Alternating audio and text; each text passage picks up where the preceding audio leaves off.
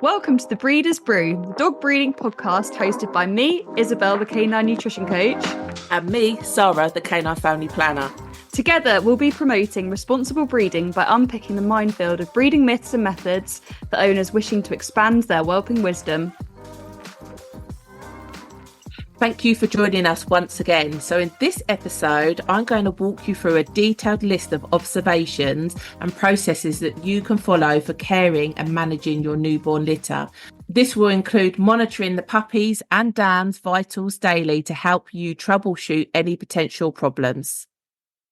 We've talked about in previous podcasts about how free feeding puppies are dealt with and observed with slightly differently to controlled fed puppies. So off the back of that, I believe that controlled fed puppies, sometimes you can pick up issues slightly quicker than if you just got puppies in the whelping box.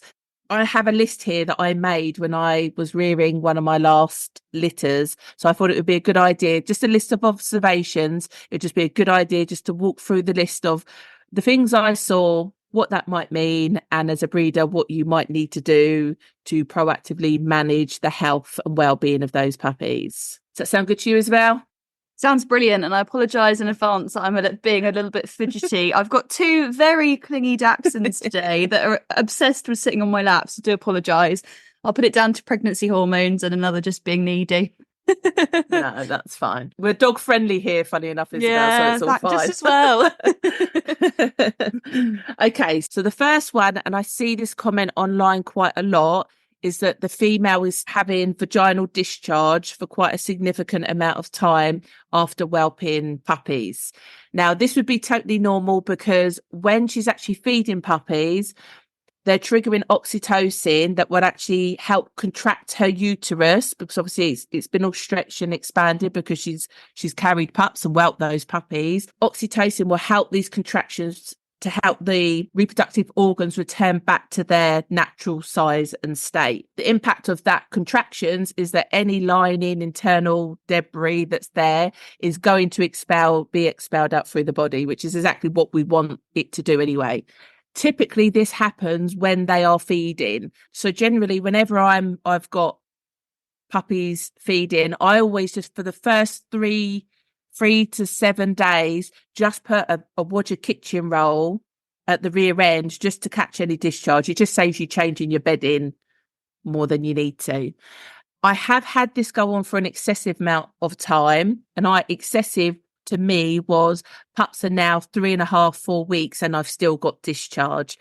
And I had a conversation with my vet, and I wasn't concerned. The bitch had no temperature. She was plodding along. Appetite was good. So there was no concern. It was just the fact of I just had clingy bits of discharge up a wall, on the side of a pen. Like it was just clinging here, there and everywhere. The glamorous side of dog breeding. Yeah.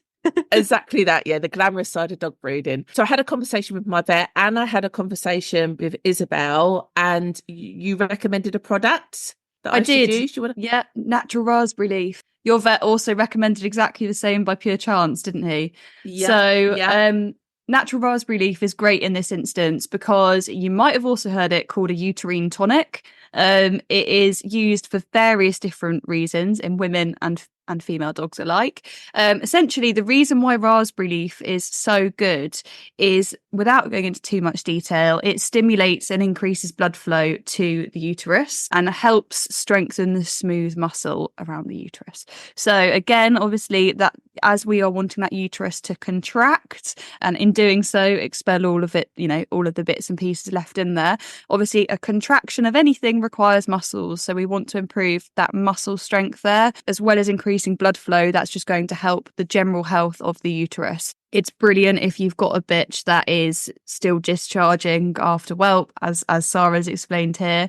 Make sure that you go down the route of a natural raspberry leaf. It sounds really silly, but like with anything in life, you can get a raspberry leaf that is very pure, or you can get a raspberry leaf that is packed full of fillers and doesn't even look like raspberry leaf. You'll know if it looks like raspberry leaf because it will either be literally shredded bits of leaf, which you'll probably struggle to get into your female, or it will be a powder, probably light brown in colour, and it will smell as you would imagine a crushed leaf to smell. So just make sure that it looks like it should, because you wouldn't believe the number of products out there that look like like white tablets, but that's not going to contain very much pure raspberry leaf extract in there at all. So it's unlikely to have a smooth and quick enough effect on the uterus. So that's what I'll add there. Obviously, it goes without saying that as a canine nutrition coach, I do offer raspberry leaf that is 100% pure, synthetic free, and exactly what it says on the tin. It's in a plant-based capsule you pull apart, and it is just pure powdered raspberry leaf in there.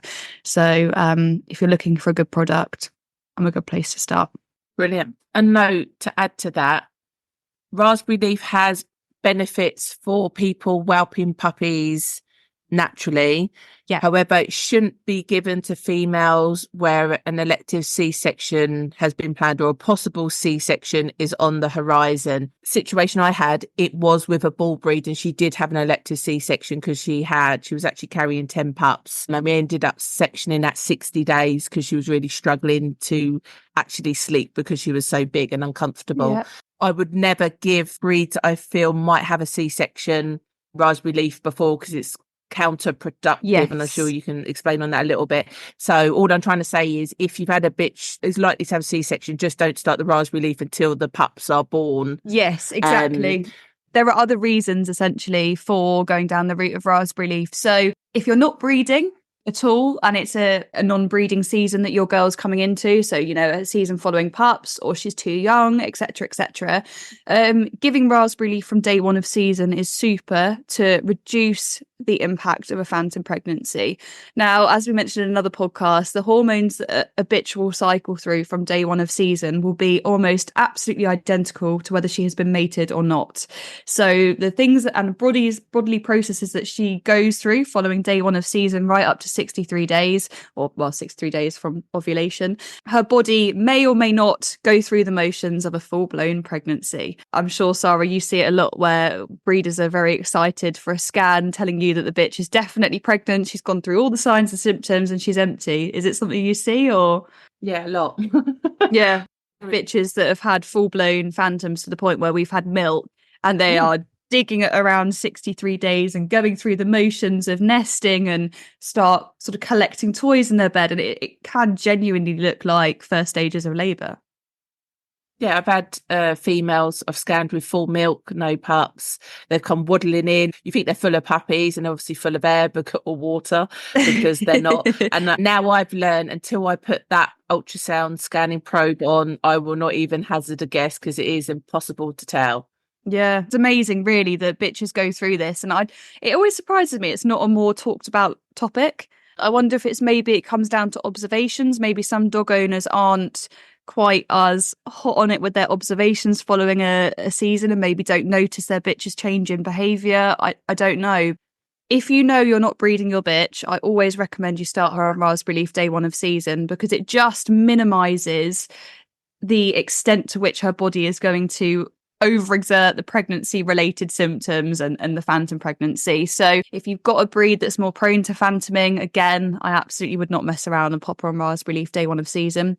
So that's a great thing that raspberry leaf is good for. The next is improving the chances of a smooth labour. So anyone that's got a breed that, like Sarah said there, is going to hopefully self-whelp, you've had a scan, it's a nice size litter, you're not looking at maybe a singleton, or you're not looking at a huge litter in a small breed where you think you could end up in a C-section or a high-risk breed of C-section, then I would recommend you start your bitches on raspberry leaf no earlier than day 22 gestation. The reason being is because I'm sure Sarah will be able to shed more light on this than potentially I will. Pups do need to go through an implantation stage. Yeah, that's correct. Yeah. Yeah. I didn't know if there was more science you wanted to add behind the implantation stage. God. It's a case of the spermatozoa fertilizes the egg. They go through all their divisions and they literally float down the horns and they look for somewhere to embed within the lining. If there's an egg already in there, they will literally float down till they find a space. And if they don't find a space, they're absorbed back into the body. So that's where technically, to go on a little tangent, females will only carry as many puppies as they're physically able to for that reason. And we've had a conversation, the longer the bitch, the longer the horns, the bigger the litter. Generally at 19 to 21 days, I believe it is, that's when you're looking for egg implantation. And typically that's when a female could possibly show signs of morning sickness, unwellness, because it's tying in with those hormonal changes. Yeah, exactly. And that is the process that we absolutely do not want to interfere with at all. So in the same breath, that is when I keep my girls super quiet. We have a super quiet weekend or midweek, whenever those sort of 19 to 22 days I are on the side of caution with my girls. And we have a really nice, quiet, stress-free period. No changes to food, no changes to anything like that. And that is why we say don't start RAS relief until earliest day 22 from ovulation or last mating if you haven't ovulation tested, because RAS relief, as we said, it's a great uterine tonic. It increases blood flow. We don't want to be increasing blood flow to the uterus while those fertilized eggs are trying to implant. We don't want to interrupt that natural process. So therefore, some breeders like to wait potentially until a positive scan date. If you're scanning at 28 days, some breeders might start their bitches on it then. But on the other hand, the flip side of the coin is, unfortunately, if you go for a scan at 28 days and it's bad news and she's missed, then it's all the better that you started her on the RAS relief at day 22 anyway, because it will then help minimise the potential following phantom pregnancy. So that's when I recommend you start your girls on it. For the benefits of whelping, RAS relief is brilliant. It's been used by humans for literally decades, if not centuries, because it increases blood flow and helps tone the smooth muscles. As we mentioned in another podcast episode, you need strong muscles for labour. The uterus needs strong muscles for labour. It's the uterus that actually contracts. It's the uterus that expels those puppies out. By providing her a supplement that's going to help her tone those muscles and strengthen those muscles, you will help her have, hopefully, a smoother and less stressful labour. So any girl that is planning a self-whelp, to me, it's one of the most fundamental supplements that I will never skip my girls on. Brilliant. Thank you. Thanks for that update. RAS relief is good, but in the right circumstances. Yes. And so you've covered that perfectly. Thank you very much. Many years ago, before reverse progesterone testing was a thing, I'd taken a female to have a C-section, and we were obviously too early. And the vet didn't really highlight that was kind of an issue, but she'd gone in, she'd had her C-section, and I remember she literally got up and walked out the vet's practice, and this blood just like across the floor, up the wall, everything. And I remember thinking, is this okay? And it's like, yeah, it's fine. I was like, okay then, put your full trust in the vet, off we go. And she was fine. But what he had done, and he hadn't told us, is basically he had taken pups out, but he'd left placentas in. So ultimately that meant she passed all the afterbirth, and they are like, especially when they're a couple of days old, they're not fresh with a puppy. It's like loads of bits of liver just sliding out. And obviously we weren't aware of that's what's happened. So it would have been nice of him just to have said, just to mention, this situation, you might be expecting this is what I've done.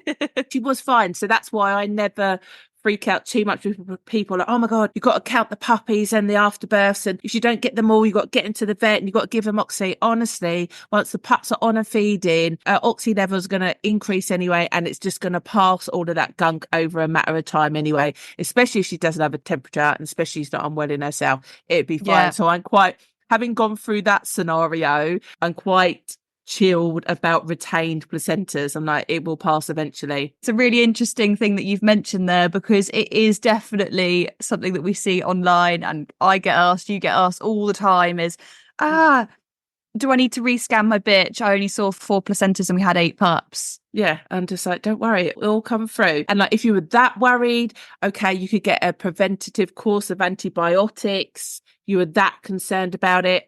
Obviously, we've had conversations about antibiotics, how much that's going to impact the puppy, their digestive system. Personally, my opinion is absolutely there is no need to give preventative antibiotics. I think if bitches, particularly if she's got a strong immune system and she's a fit, healthy dog, her body would also be more likely to be able to fight anything that's going on. And if there is a little bit of a problem, I'm not saying don't get antibiotics if she needs them. Absolutely.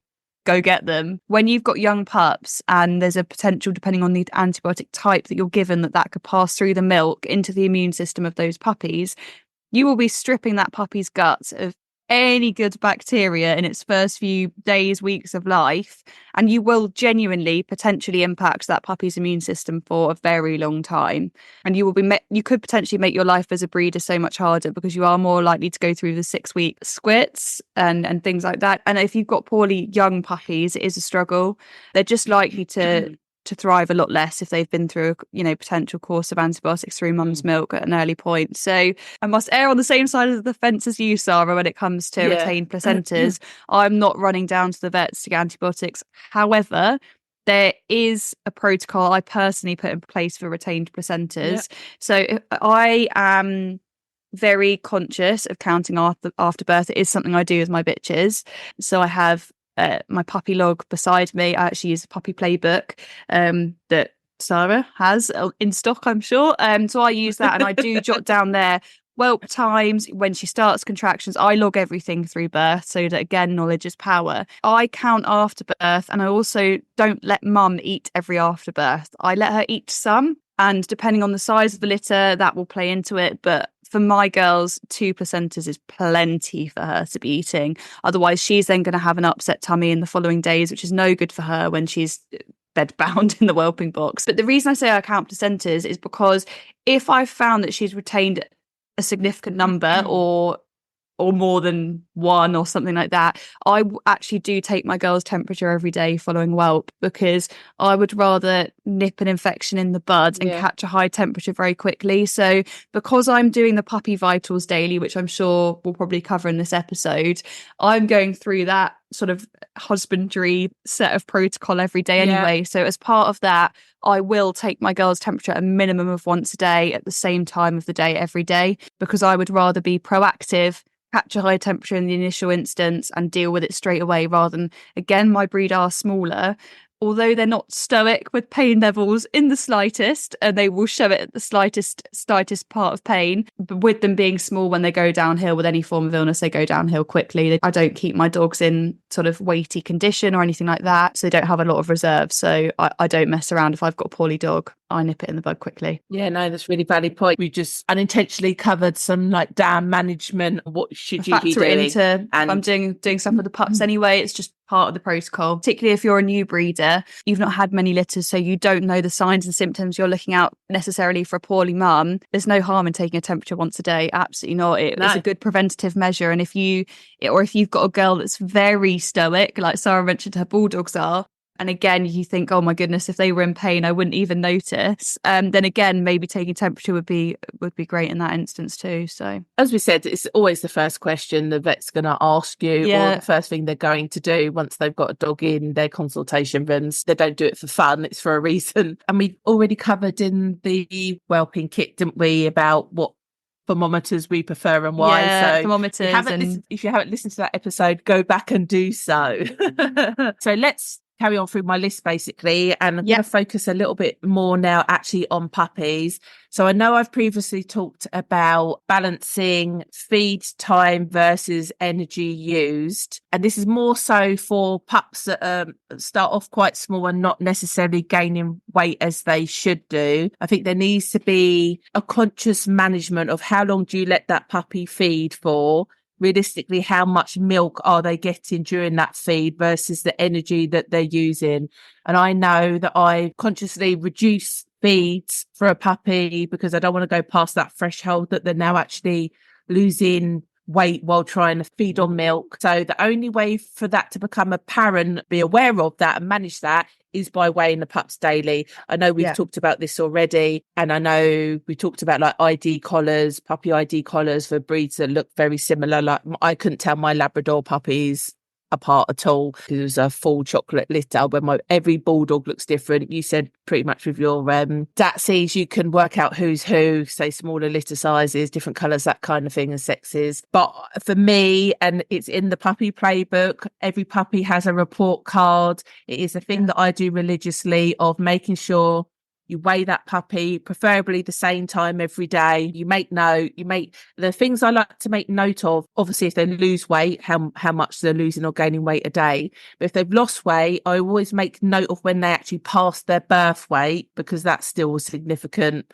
increase. And then obviously from that point onwards, who's the heaviest, who's the lightest, why. So it's not just actually the individual puppy observation, it's then the whole litter and comparing them. And I generally go through after a puppy weigh, put SG as in smallest gain and BG as in biggest gain. And obviously if I had a puppy where I've written SG 2 or 3 days in a row, that's telling me, well, not only this puppy isn't gaining as the rest of them, and why is that? Not on a productive. T is another puppy always pushing them off. Being conscious of just managing puppies' feeds is a good way to prevent having to think I'm going to have to hand rear this puppy or I'm going to have to supplement feed. Sometimes just some minor changes will make a big difference. And I know that is easier with breeds that are kept in puppy boxes and control fed versus pups free feeding. There's still nothing wrong with you going. I completely agree. I completely agree with what you're saying. To be fair, with the Labrador litter,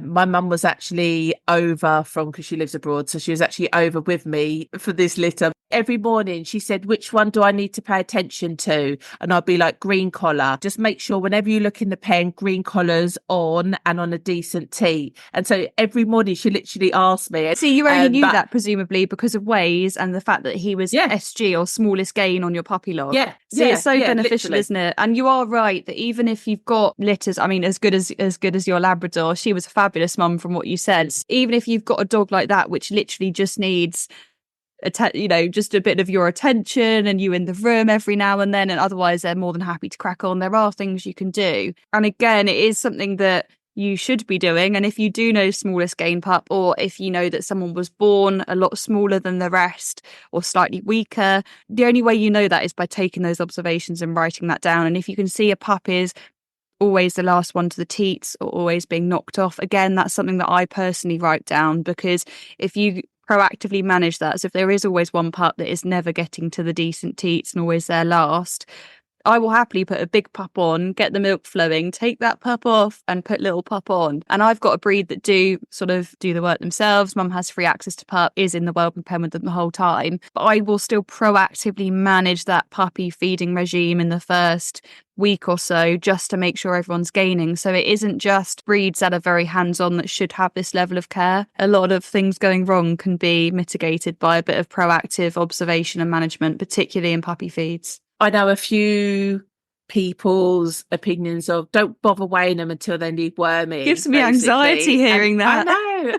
Well, I just think, well, if you're a responsible breeder, it doesn't take more than 10 minutes just to weigh the pups. And that gives you so much information. It's almost like a form of neglect not to do it and then suddenly go, oh, well, why is that pup cold in the bed? And why is that? Oh, we lost a pup at a week old. Yeah. It does make me wonder if a lot of those pups are lost just by, again, in the wild back in the day, like obviously bitches had large litters, not all the pups would survive. When you've got these tools available to you, there is no need for, obviously some pups were never viable and things happen and that's a completely different story, but failing to thrive due to poor milk and feed management we can do better than that. Acceptable. We can. We've got scales available to us. We've got, hopefully all of us, a set of eyes in some working capacity, whether the glasses or not, but you've got them, use them.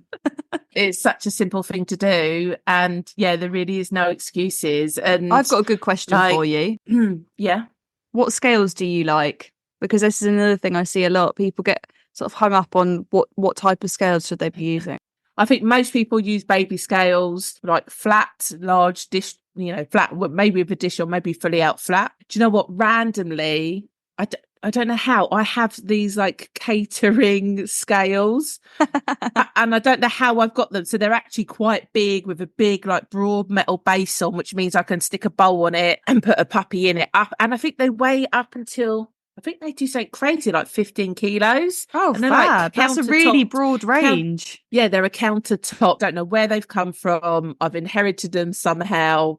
I'm sure I'm not the person where I borrowed them and didn't give it back. They are definitely mine. I just don't know how. It might be something like bizarre at a car boot or something or other. So that's what I've always used, and I will use them until they stop working, basically. Because they are countertop. They're not very big, yet they have a really high weight tolerance to them. Previously, I've used fishing hooks, where Oh, pups have got that okay. big, yeah, that you could just put them in like a cotton tote bag or whatever I and weigh never would them have that thought way. of that. That's a really interesting out of the box idea. Literally would never have even crossed my mind. Yep. Well, there you go. I mean, to be fair, yours probably aren't going to get heavy enough to worry about. No, no, it's probably no different to the goldfish the guys go out and catch and are really proud of it down at the lakes. Like that. Carrying their little Yeah. fish. So yeah, I'm sure you could probably use equally the same thing, digital luggage Well, interesting scales. you say that. I was just thinking the opposite actually in my mind, because for those of you that don't know, scales have a sweet spot. So every set of scales will have a sweet spot. So you'll find if you go and stand on your bathroom scales. So for me, for example, I couldn't weigh my Dachshunds using bathroom scales. The reason being is bathroom scales are designed for an average human weight, whether that's sort of a child to right up to a 6'5" rugby player. So you've got a very large scale that scales need to pick up. However, they are not designed to have a 1 ton elephant on, and they are not designed to have a feather or a 4 kilo baby put on, or a dog. If you have a small breed, pups and things like that, bathroom scales are not suitable. Even for my adult dogs, in order to weigh them, I have to stand on the scales, write down my weight, then stand on the scales with the dog to then take an adult dog's weight. The reason being is because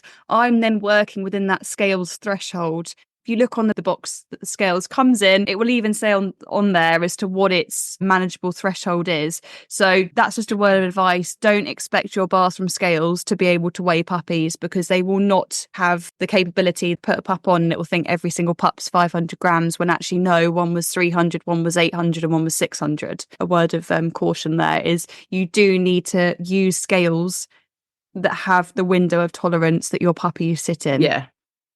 Yeah, no, that makes sense. That makes perfect sense. Okay, let's move on to some observations when puppies are actually feeding. So if a puppy is moaning a lot while they're feeding, so they're pumping away and head nods going, but they're literally whinging throughout of it.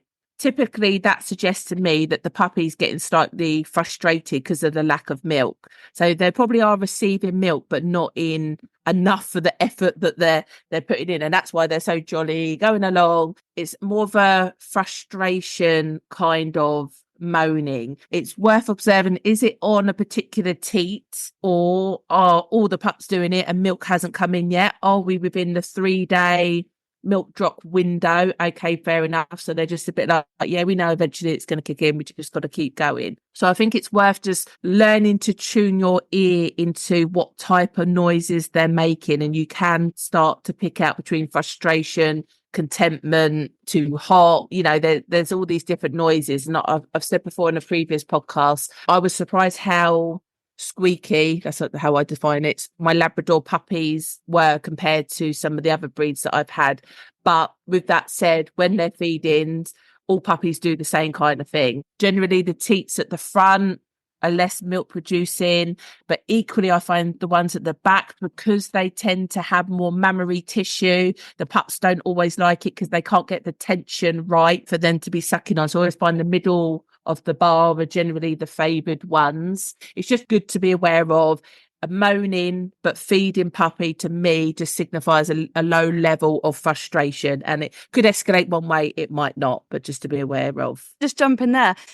This is something that I would be jotting down in my observations, because if you've got a litter that, particularly with me, that I generally have obviously smaller than average litters, so especially for me, it's very clear that I will find certain puppies end up in the same order on mum very regularly. So if you've got a moany puppy that is always at the top end of those teats, it could well be that pup always gets kicked to the end, and that's why they're up there, and that's why they're frustrated. It's all well and good to have total access, everyone's feeding, it all looks great. I take observations of which pups end up on the same nipples each time, because it's not uncommon for me to find that the biggest, generally bruiser pups, end up right down at the bottom on the big gorging milk nipples, and I end up with the small weenie pups up on the top. Generally them that then also sort of miss out, they're a bit likely to be a bit more frustrated. So it tells you a lot about what you need to do as a breeder. Even if your mother dog is being fantastic,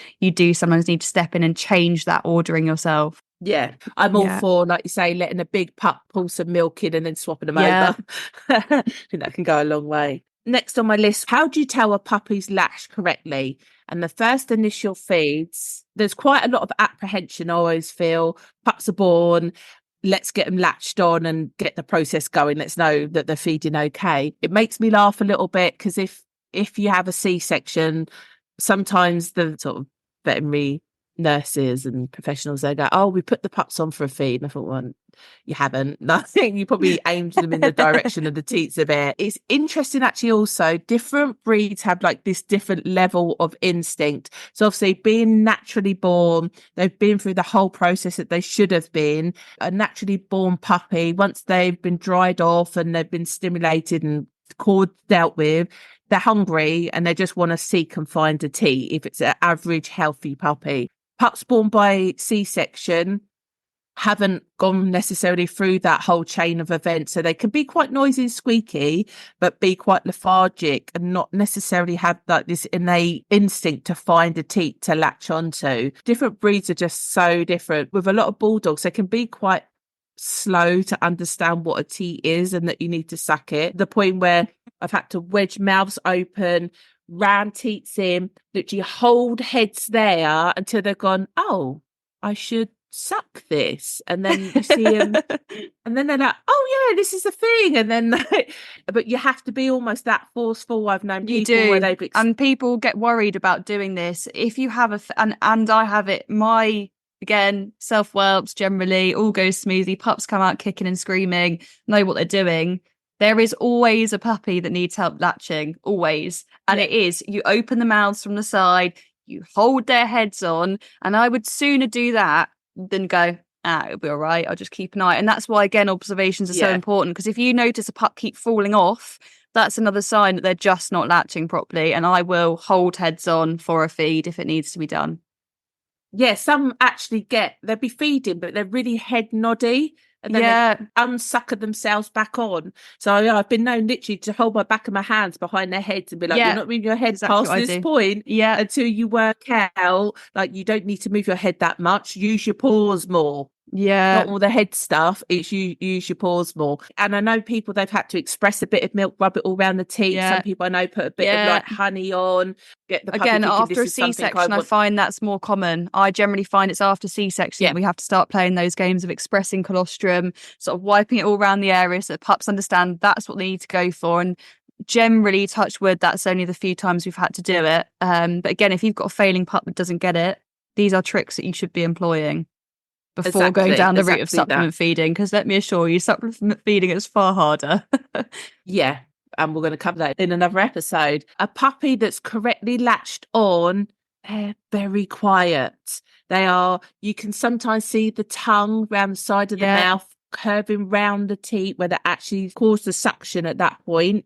So they're just sucking the milk through. Legs can be extended straight if they've got a tail's normally sticking up or got some tension to it where they're putting the effort through their body. Feeding pups that are latched on correctly are generally very quiet and very productive with what they're doing. If you can hear a smacking noise and it's all up and everything's a lot of effort, it's all very dramatic as if they're acting, they're not latched on properly. They're going through all the motions, but they've not realised they're not latched on properly. So generally I take them off and then maybe find a better teat or hold a bit of tension in the teat for them to be able to actually sucker back on it and create that proper seal. So yeah, if it's a lot of noise and a lot of drama, they're not on properly, and you need to work out why that might be the case. If you have a puppy, and I generally find this with greedy puppies, once they've worked out this is how I feed and mum's milk's kicked in, you can get some pups that are very efficient with it, and ultimately what happens is they start blowing bubbles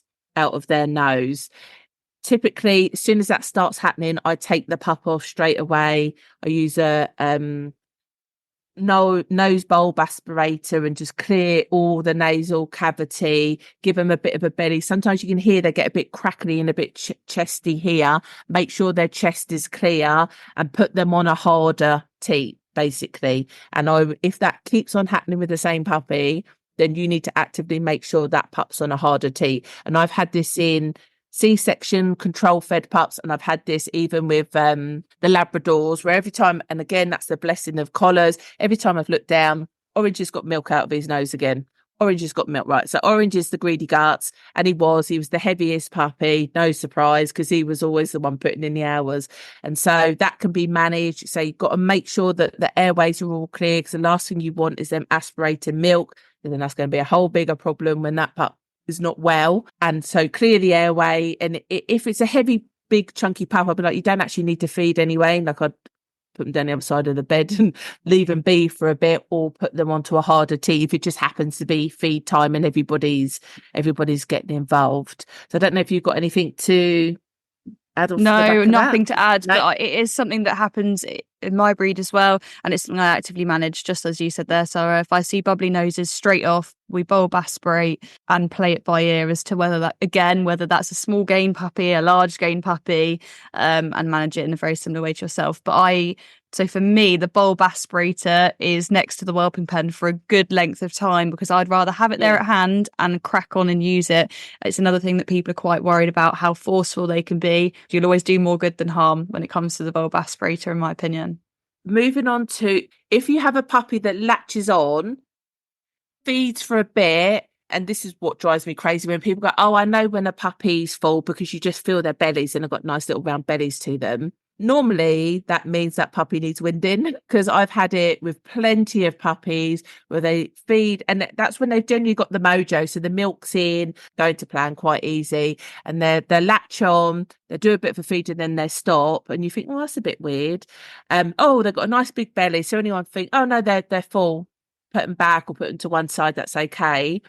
Trust me, if you wind that puppy, they will belch or they will pass a bowel movement. I've done a whole video on this, but generally, if you feel a puppy might need winding, you need to sit with them like on the palm of your hand, head elevated up, and literally just use your fingers and do that on their belly. And it takes a long time. Like, if you just want to go like, oh no, pup's fine, it's done. No, I've sat there for at least 4 or 5 minutes solid, at least. And then you get the most biggest belch, or they will then pass a bowel movement, and then they might want to latch back on again. But I genuinely believe not enough people are winding puppies. It's bizarre to me, because as humans, it's a concept that we're really familiar with. Like, burping a baby. I mean, you see it on TV. Everyone's always there. Tap, tap, tap with the baby over the shoulder, the sick cloth down this. It's just something that we are so comfortable with babies. It's something that's completely forgotten about in pups. Definitely, if you're supplement feeding, hand rearing, it's a must. After every feed, you have to do it. As you say, when they're in the whelping bed and free feeding, but there's no harm in just going through after a feed and just like quickly winding them all, or just looking at the ones that have got slightly extended belly and thinking it's worth doing. So that will solve a lot of problems in a lot of people. Fact finding and troubleshooting is always a good perspective to come from when you've got something that's not quite right and you can't put your finger on it. Where I had a client phone me up, she was absolutely in tears, and she was like, I think I'm losing this litter. It was a large litter, large breed, large litter, so I think there's about 8 to 10 pups from what I can remember. I think I'm losing all these puppies. And I thought, well, that's weird, because you've just updated Instagram and they're all looking very sparkly in their beds and this, that, and whatever. And she said, yeah, they're really lethargic. They won't feed. They're just not right. There's something not right. So I said, talk me through what you're doing. Because it was a large litter. She was letting some feed on mum, and then she was bottle feeding other. Well, I've got a feeling she was bottle feeding all the pups on all the feeds, and then seeing it while she was doing that, letting them go on mum. I said, okay, then how much are you feeding them? It was some crazy amount. She was like, she was equivalent of like giving them half a pint of milk per feed. It was just some crazy amount. No, they're not lethargic. They're not fading. She literally thought they're fading away. I said, they're in milk comas. You're overfeeding them. They're not hungry. Because she's like, they're not waking up. No, because they're not hungry. She was literally force feeding these puppies, and straight away I said, reduce the amount of milk you're giving them and take out one of your feeds. You're doing too many feeds in a day and you're feeding them too much. 24 hours later, yeah, no, that fixed the problem. So she went from my pups are dying, they got fading so my puppy pups syndrome. are thriving. I mean, that's a great way And round to have it. I'd pick that way round every day of the week, to be fair. yeah, so they were literally in milk comas. They were filled to the brim. It was too much. And in her head, she'd taken that as they were lethargic. They didn't want to feed. They weren't right. So she obviously just didn't know the amount of milk her puppies needed for the breed Which that they again, it's were. interesting, and it's something we should definitely cover in a podcast episode if we do supplement feeding, because I think it is shocking when you see how little puppies need. If you've got a free feeding breed, like mum's in the whelping box, the pups look like they're constantly feeding. So in your head, you assume that they must be getting a ton of milk, because even if it's not all the pups always feeding, because it always looks like there are pups feeding, whether they're on rotation or whatever's going on in that whelping box. It is shocking how little they need to survive. Most people, and I think it is a slight obsession at the moment, that all pups should be super fat and super wrinkly, and the amount of calories people are trying to force feed into some puppies is crazy. And I know back in the day, the way I used to wean pups, and I'd put so much food down, they'd eat it, and I see them stretching and hunching because they're trying to push all the food down so they could fit more in. And back then I was like, oh yeah, obviously that's a totally normal thing to do, which now I'm like, no, that's not. A puppy shouldn't be hunching and trying to ram food down to fit more in, because they don't know what the off button is. The off button is whatever you put down. So they're always going to try and eat it. We've had a conversation about how some breeds are rounder ribbed and they might be less comfortable laying on their side. Sometimes what I do, and we talked about pillows to support them. Sometimes what I do is I'll actually bridge the gap in between, like there's a void that's from mum to bedding and puppies and laying across. Been known partially to put, we talked about tea towels and nappies, terry towels before. Sometimes I like to roll up like a towel into a sausage shape and just bridge the gap there, so it makes the female more stable on her side, but then actually the pups aren't hanging in midair. They've actually got something to rest on while they're feeding. And equally, I am a person, I do like to cover my pups over when they're feeding. I didn't with the labs because, again, I've already said they actually like to be cooler rather than warmer anyway. With my bulldog pups, I don't know why, I like make them all snuggy. I won't turn up house temperature. Well, do you know why I think that is? Because like you said, you have your pups in an incubator. So when they're brought out of an incubator into the feeding bed naturally would be a much colder environment. So it makes sense for you to be covering those pups back up. Otherwise, you're almost taking them out of a warm environment, shocking them into cold at a point when their bodies need to be lovely and warm to digest. I think that's a really good tip for anyone that's bringing pups out of an incubator into another room. Be conscious of how much colder that room will feel to that pup. Otherwise, we're going to start causing issues there, and then general unwellness with huge variation of temperatures and that kind of thing. But it's just a weird thing that I've done. Puppies always look really cute as well when you're taking pictures and they're like covered over and looking a little bit snuggy. Little pigs in blankets. So I might do it for the Instagram as well. Who knows? But it's just a habit that I've got into that I like to do. I see no negatives to doing it, so I've obviously carried on doing it. But breed dependent. Again, if they're in the whelping box, they're likely to be feeding on the heat pad or nearby the heat pad anyway. So, not always necessary. Yeah. And one thing to bear in mind as well is that puppies should always feel warmer than us. They have a higher body temperature. So if you ever pick up a pup and it doesn't feel warm, it's not warm, and you need to intervene with that, whether that's putting it on the heat pad if you've got one, whether that's wrapping it up in some blankets and making it a little bit warmer, and obviously investigating why is that puppy not as warm as all the rest of them, or if they're all cold, why are they all cold? So temperature. A cold puppy is a lethargic puppy as well, which is worth mentioning. Like if you have a lethargic puppy, in my opinion, the first thing I'm checking is body temperature without any shadow of a doubt. I can't remember what it is, but they can't actually shiver to generate body heat, can they? Up until like a week old or something like that. I think it's 2 weeks off the top of my head. Oh, is it? I might be wrong. Someone correct me. No, that's fine. Well, we know it's at some point. They're not born being able to shiver. No. So that's why a heat source is so important for newborn pups. Regardless of the breed, they should be able to, if they need to, they should be able to warm themselves up because they can't generate that own body heat themselves. Just to backtrack a little bit, what I didn't mention before we move on to puppy poos is puppies moaning post feed. Then you need to investigate as to why. Winding is a quick way of finding out whether you can soothe them by winding them.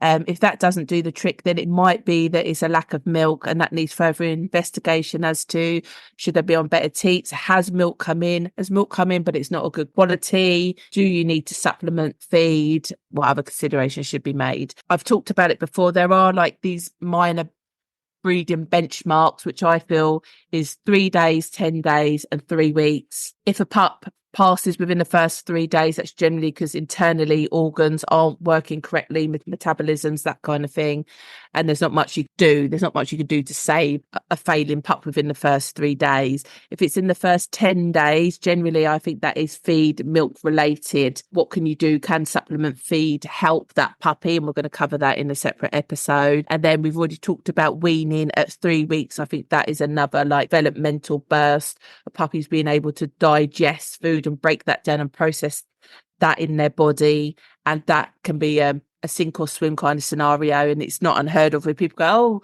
the one that opened their eyes first and that I weaned first, I then lost. It will be internal things. If a pup doesn't grow right, generally past 3 weeks, liver shunt is always worth being investigated and considered. And though it is rare, people can still lose pups at 6 weeks, 8 weeks, 12 weeks. You really don't know what's around the corner. You do all your checks, obviously your vet checks and your worming and all that protocol, but none of us know what's around the corner. When it comes to breeding combinations, anyone can have a bit of bad luck.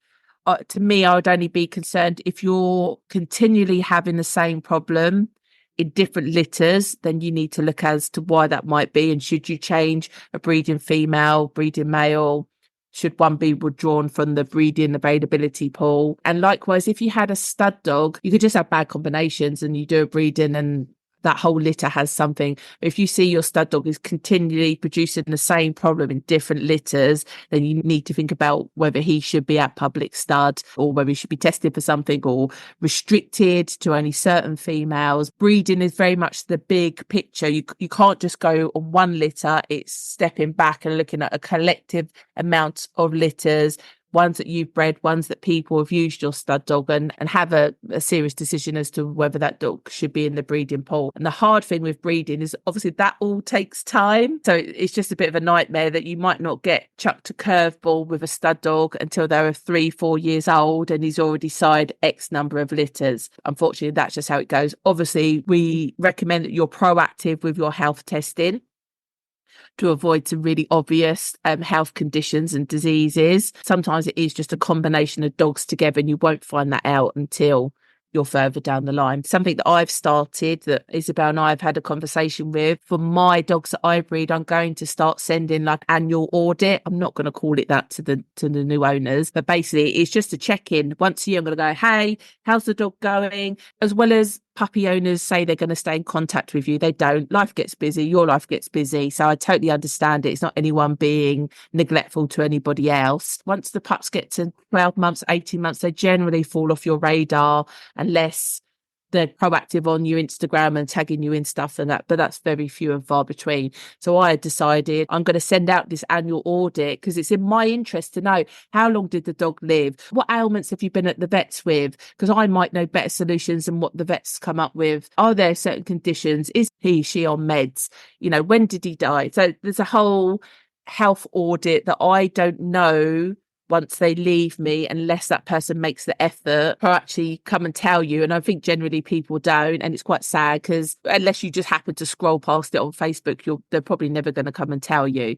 So for my own development of my bloodline, and I'm already, I think I'm 9 generations in now, thinking, yeah, actually, this is really key information for me to know. And let's gather that information if possible. And it's just this is where proactivity is the way forward at the end of the day, because the more proactively you manage everything in your breeding program from start to finish, knowledge is power. We always say it. This is how you become the most ethical of breeders that you can be, is using every piece of information that is available to you.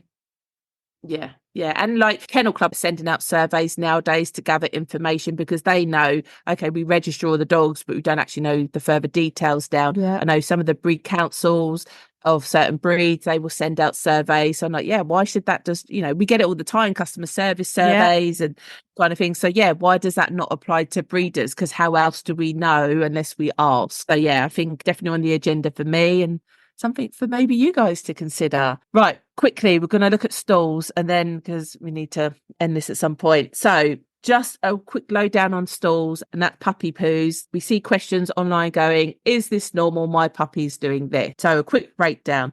First poos are typically brown, sticky and tarry. They're all a bit gooey and all a bit gunky on a puppy. That is fine. That is normal. A typical puppy poo, once milk has kicked in, should be yellow and smooth. Just do light, pale yellow, smooth log. If it's browny, then equally that's fine. But if it's yellow, its consistency and texture is more important than the actual colour at this point. When people, and this is what they generally post are, oh, I've got bright yellow poo, it smells a bit and it's all gradulated and it's got all pips in. It's like You're mustard overfeeding your seeds for puppy. those of you that can't picture this. It's the mustard seed poo, and you will see it all over the Facebook groups. Yeah, mustard seed poos. And mustard seed poos is basically overfeeding.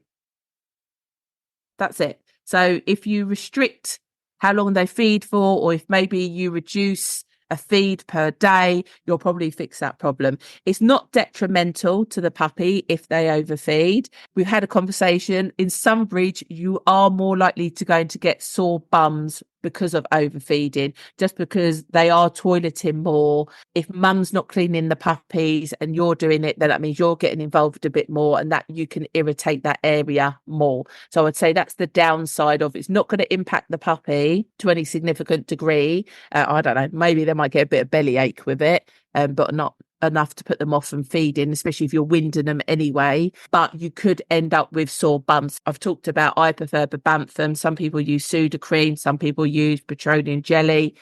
Isabel mentioned coconut oil is a good thing to soothe sore bottoms, but they are really the types of poo that all the phases you're going to go through as a breeder with the different types of poo. So I don't know if there's anything you want to add to that, Isabel? No, not while the pups are young. Obviously, you're likely to see different poos as pups then wean onto food and things like that. But we're likely to cover that in the weaning episode anyway. So I think that is the most commonly seen poos in the whelping box. Yeah. And you might see no poos at all. Let me add that in as well. That is another panic I see all the time. People go, oh my goodness, I don't think my puppies are pooing. Help. If your pups are gaining weight and they're feeding nicely, I can assure you that they are pooing. It's just mum is doing such a stellar job that she is saving you the work. Yeah, I think you'll feel comforted not seeing that if you're weighing your puppies and you're handling them regularly anyway, that you'd pick up any early signs of any problems. Just one more thing to say, if mum's not interested in cleaning puppies, which sometimes can come hand in hand with C-sections, that you have to do that yourself. So you end up toileting them, which typically is a cotton ball dabbed in some mild water just to stimulate the pup, as if you're acting like mum's tongue. To a degree, I quite like that. Or even if I put a pup up to mum to lick, I generally like hold the pup from a height because I want to actually see how much that puppy urinates. Because again, that will tell you how hydrated the pup is to know how much they're feeding. And so if you do that and you're only getting a few spots, or if you do a cotton ball and it's really dark urine, that's telling you this puppy isn't feeding enough. It's dehydrated. If you hold up to mum and there's a big stream, like a waterfall, then you know, guess what? This pup's feeding well. Urine checks is good just to know how dehydrated or hydrated that pup is. And that's never a bad thing when you've got a pup that you already think, oh, it's not feeding right and not doing this right, or seems a bit cold. That's another good check and good way to know whether you need to get more involved, and change up the situation a bit. Yeah, absolutely. And I think it's something that a lot of people forget that they can do, especially if you've got a mum that does everything. It is a really easy check that you can do on a pup. Yeah, super, super, super easy. Okay, that's it. We've touched a bit on dam management, and we also went through some initial puppy management processes and procedures that will help you identify early on if you've got a problematic pup and if you should then consider hand rearing supplement feeding, we shall cover in another episode. So if you want to continue the conversation, you need to join us in our Breeders Brew Facebook community. I'm sure nowadays if you just Google Breeders Brew or search Breeders Brew, we're going to come up somewhere for you to click a link Joys of and join the Google. Yes, exactly there. Otherwise, as we always said, please share us with like-minded breeders proactively, subscribe to us, and rate and review us. And look forward to seeing you next time. See you later. Bye. Hey, just a quick one before you go. Head to breedersbrew.com to claim your free critical care sheet and to receive your invitation to join the Breeders Brew community forum.